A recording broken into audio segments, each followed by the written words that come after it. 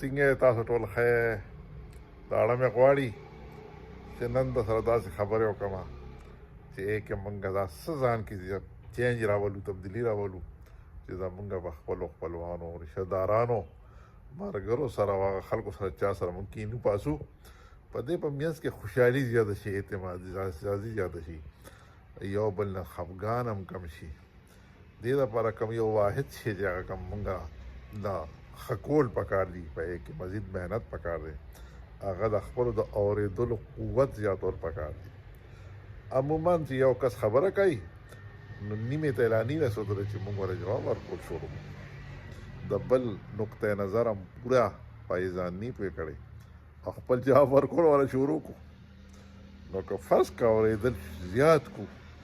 د بل خبره سر ته ورسي دی نه پس مونږ توجه ورکو جواب ورکو نو یقینا مناسب جواب ورکو د یو بل په خبره باندې به ښه پوه شو او کله چې مونږ د یو بل په خبره باندې ښه پوه شو نو یقینا به زمونږ د یو بل سره د مینې زیاتېدلو امکانات زیات شي او دې ته څه وایي دې ته په انګریزي کې وایي امپروومنټ آف لسننګ وایي چې که فرض که چا خپل لسننګ امپروو کړه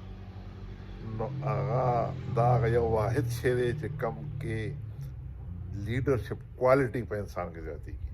یعنې د لیډر دپاره که څوک دا ووایي چې واحد یو هغه کم شی دی چې هغه امپروو کول پکار دي نو هغه دا لسننګ یعنې د اورېدو دا قوت بهترول پکار دی نو الله تعالی هم نظام ډېر شاندار دی ګوره الله موږ له یوه خوله او دوه غوږونه راکړي نو څه وایي یو اوره یوه وایه او دوه اوره یعنی اورېدل زیات کوه او ویل کم کوه کله چې ته ویل کم کې نو یقینا به د هغې نتیجې ښه راځي ځکه چې اورېدل به دې زیات کړي او د پښتنو خبره که نه وایي خپله ژبه هم قلا ده هم بلا ده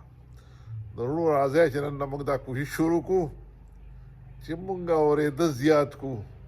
او د هغې مطابق بیا ویل شروع کړو یقینا به خوشحال کړي نو خپل دې ملګري